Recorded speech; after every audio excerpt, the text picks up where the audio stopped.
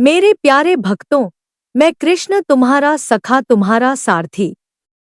अगर यह संदेश तुम्हारे सामने आया है तो इसे इग्नोर करने की भूल मत करना। आज मेरी वाणी में करुणा भी है और दृढ़ता भी, स्नेह भी है और संकेत भी। मैं कृष्ण तुम्हारे जीवन में सब देख रहा हूँ। तुम्हारा कर्म, तुम्हारा विचार, तुम्हारा आचरण। मेरे प्रिय भक्त, तुम अपने रास्ते से भटक कर ऐसे कार्य करते जा रहे हो जो धर्म, सत्य और करुणा के विपरीत है। आज मैं तुम्हें डरने नहीं जगाने आया हूँ, मेरे प्रिय भक्त। यह दंड का संदेश नहीं है, यह तुम्हारा भविष्य के सुधार का संदेश है। यह क्रोध का नहीं, करुणा का अंतिम स्वर है। मेरे भक्त, जब जब अधर्म बढ़ता है, मैं मौन नहीं रहता। मैं देखता हूँ कि कौन प्रेम के मार्ग से भटक रहा है, कौन झूठ, छल, क्रूरता और स्वार्थ में डूब रहा है। आज मेरा हृदय कठोर नहीं पर गंभीर है। याद रख, जो सचमुच शुभ चाहता है उसे हर बात जानने की जल्दी नहीं होती, और जो अधीर हो वह भीतर कुछ और ही लेकर आता है। आज से अपने घर में हर चीज का नाम लेकर मत बोल। खुशी आई है तो बस मुस्कुरा, दुख आया है तो बस सहारा बन। घोषणा मत कर, क्योंकि जो घोषित होता है वही चुनौती बनता है। मेरे प्रिय भक्त, मैं कृष्णा तुम्हें यह संकेत देता हूँ, तू अपने दिल में यह बात बैठा ले, मैं सहन करता आया हूँ, सहन कर सकता हूँ। इसलिए यह अंतिम पुकार है। रुक जाओ, संभल जाओ, लौट आओ। तुम भूल गए कि धर्म केवल नियम नहीं, वह जीने की श्वास है। सत्य केवल शब्द नहीं, वह आत्मा का प्रकाश है। करुणा केवल भावना नहीं, वह जीवन का आधार है। जब इन सब का त्याग होता है, तब अंधकार बढ़ता है, और वही अंधकार आज मैं देख रहा हूँ। मैंने महाभारत में भी देखा, जब अहंकार बढ़ा, जब असत्य ने रूप बदला, जब अधर्म ने छल का सहारा लिया, तब कितने घर टूटे, कितने हृदय रोए। वही भूल आज फिर दोहराई जा रही है। मेरे भक्त, इसलिए मैं तुझे एक आंतरिक नियम देता हूँ। हर बात पर प्रतिक्रिया मत दे, हर सवाल का उत्तर मत बना, हर भावना को तुरंत बाहर मत आने दे। जो भीतर पक जाता है वही बाहर सुरक्षित रहता है। मैं कृष्ण देख रहा हूँ, जैसे जैसे तू अपने मन का भार कम शब्दों में ढाल रहा है। तेरी आंखों में एक स्थिरता आ रही है। यह वही स्थिरता है जिससे दूसरों की नजर खिसक जाती है। आज से तुम्हारी आत्मा हल्की महसूस करेगी, क्योंकि सत्य का बोझ उतरना शुरू हो चुका है। जो पाप किए गए हैं वे मुझसे छिपे नहीं हैं। किसी ने झूठ बोला और उसे बुद्धिमत्ता समझा, किसी ने छल किया और उसे चतुराई कहा, किसी ने दूसरे का अधिकार छीना और उसे अपनी विजय समझा, किसी ने निर्दयी होकर शब्दों से चोट पहुंचाई और सोचा यह छोटी बात है। यह परिवर्तन तुम्हें तोड़ने नहीं, बल्कि तुम्हें पहले से अधिक उज्ज्वल बनाने आया है। मैं हर कदम पर तुम्हारे साथ हूँ, इसलिए सत्य को निर्भय होकर स्वीकार करो। मेरे बच्चे, अब इस कथा का वह मोड़ आ रहा है जहां तुम्हें यह स्पष्ट दिखाई देने लगेगा कि कैसे ब्रह्मांड स्वयं तुम्हारे पक्ष में खड़ा हो गया है। पाप केवल हथियार से नहीं होता, पाप मन में भी जन्म लेता है, शब्दों में भी उतरता है, व्यवहार में भी बहता है। आज मैं यह सब देखकर मौन नहीं रह सकता। पर सुनो, मेरा क्रोध विनाश का नहीं, जागरण का है। तुम्हारे जीवन में आने वाला हर बदलाव तुम्हारे लिए सर्वोत्तम साबित हो। जब ईश्वर कहते हैं कि इस संदेश को अनदेखा मत करो, तो वह तुम्हें डराने के लिए नहीं, बल्कि तुम्हें यह समझाने के लिए कहते हैं कि तुम एक महत्वपूर्ण मोड़ पर हो। तुम्हारे आगे एक नया अध्याय खुल रहा है, और यह अध्याय आशीर्वादों से भरा है। मैं तुम्हें तोड़ने नहीं, तुम्हें जगाने आया हूँ। इसलिए मैं कह रहा हूँ, यह अंतिम अवसर है।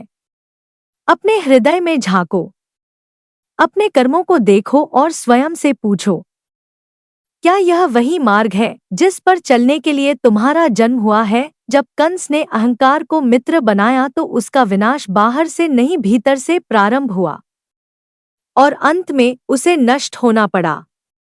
मेरे बच्चों, मैं नहीं चाहता कि तुम उस मार्ग पर जाओ। अहंकार का अंत सदैव टूटन में होता है, करुणा का अंत सदैव प्रकाश में होता है। इसलिए मैं कहता हूँ, शांत रह पर सावधान रह। अभी जो होने वाला था वह रुक रहा है क्योंकि तू सुन रहा है। जो सुन लेता है वह बच जाता है और जिसे मैं बचा लूँ उसे कोई छू नहीं सकता। अब जो मैं कहने वाला हूँ वह और गहरा है, क्योंकि अब बात केवल बाहर की नहीं, तेरे भीतर की रक्षा की है।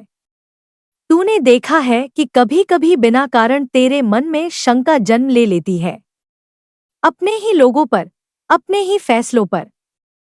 यही वह क्षण होता है जब बाहरी नकारात्मकता अंदर जगह बना लेती है। आज मैं तुम्हारे सामने खड़ा हूँ इसलिए नहीं कि तुम भयभीत हो जाओ।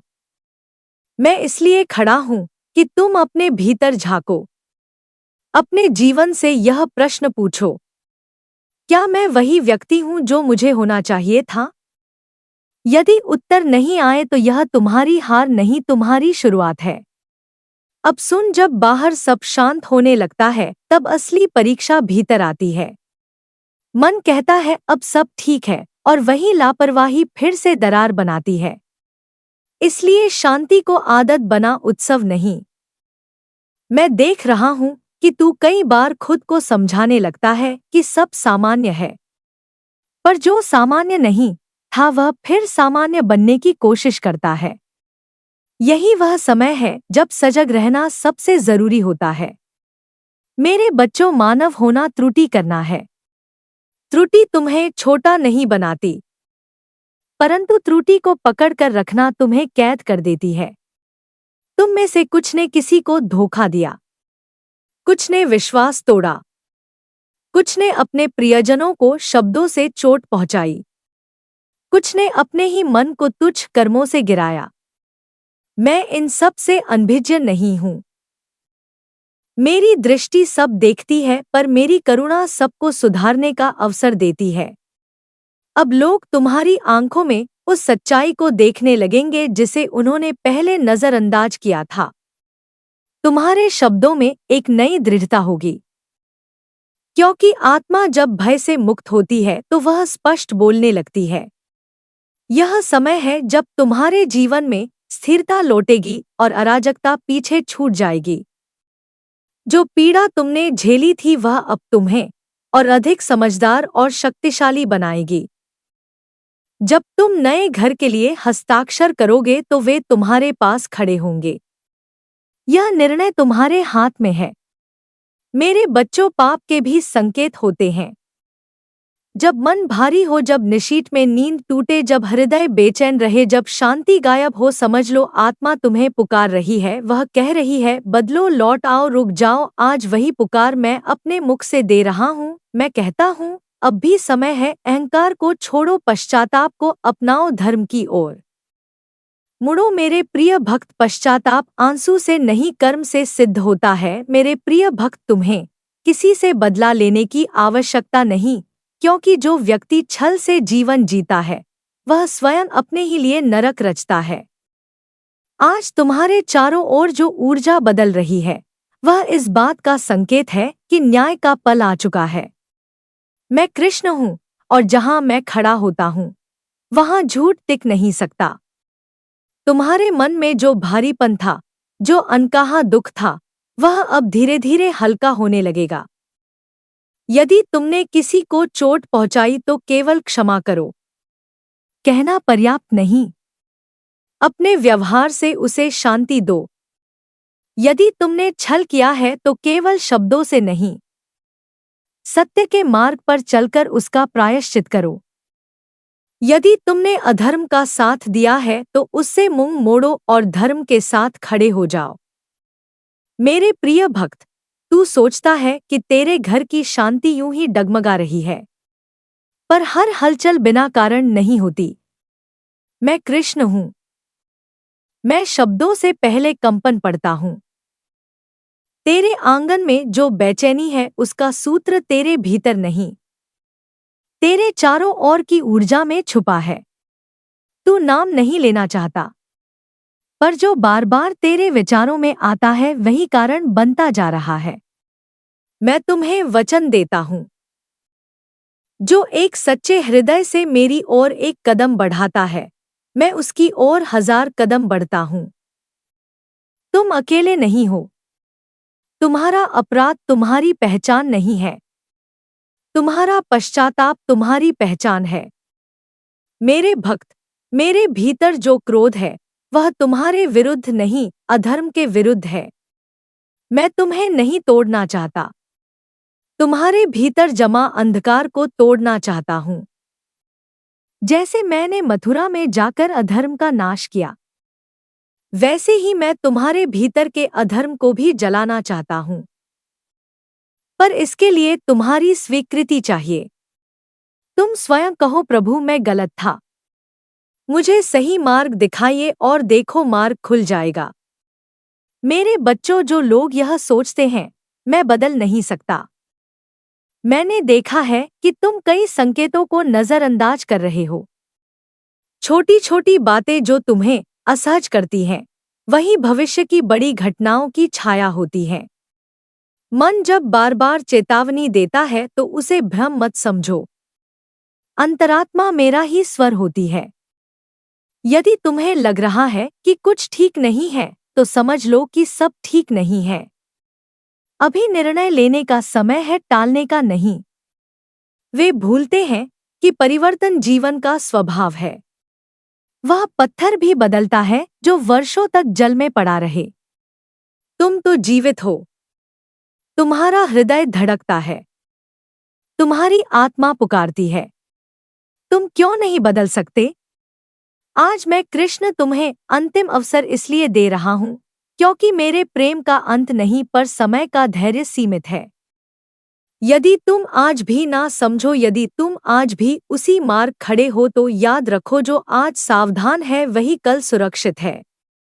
सुन मेरे प्रिय, मैं जानता हूं कि तुम्हारा मन बेचैन है, क्योंकि जो मैंने कहा वह तुम्हारे भीतर पहले से चल रही हलचल को छू गया है। यही कारण है कि तुम रुके नहीं। तुमने अगला भाग मांगा। जब आत्मा कुछ सुनना चाहती है तो वह बहाने नहीं ढूंढती। अब ध्यान से सुनो, क्योंकि जो मैं कहने जा रहा हूं वह और भी गहरा है। तुम जिस व्यक्ति को रोज देखते हो, जिससे औपचारिक बातें होती हैं, जिससे सामान्य व्यवहार है, वही हमेशा जैसा दिखता है वैसा नहीं होता। मैं देख रहा हूं कि तुम कई बार सोचते हो, मैं किसी का क्या बिगाड़ता हूं तो मेरे साथ बुरा क्यों होगा। पर सुनो, संसार का नियम ऐसा नहीं चलता। यहाँ कई बार बिना कारण भी कारण बन जाया करता है। कुछ लोग अपनी असफलताओं का दोष दूसरों पर डालते हैं, और जब उन्हें कोई लक्ष्य दिख जाता है तो वे उसे नुकसान पहुंचाने को ही समाधान समझ लेते हैं। यह सोच खतरनाक होती है और यही सोच किसी को बहुत बड़ा कदम उठाने के लिए प्रेरित कर सकती है। इसलिए मैं कहता हूँ, अपने घर की बातें घर तक ही सीमित रखो। तुम्हारे जीवन का सत्य जल्द सामने आने वाला है। कभी कभी तुम्हें ऐसा भी महसूस होगा कि आसपास का माहौल थोड़ा भारी है, जैसे हवा में कोई अदृश्य चिंता घुली हो। यह वही ऊर्जा है जो तुम्हारे पड़ोसी के मन से निकलकर तुम्हारे वातावरण में प्रवेश करने की कोशिश करती है। लेकिन चिंता मत करना, मैं तुम्हारे चारों ओर एक कवच बनाकर रखता हूँ।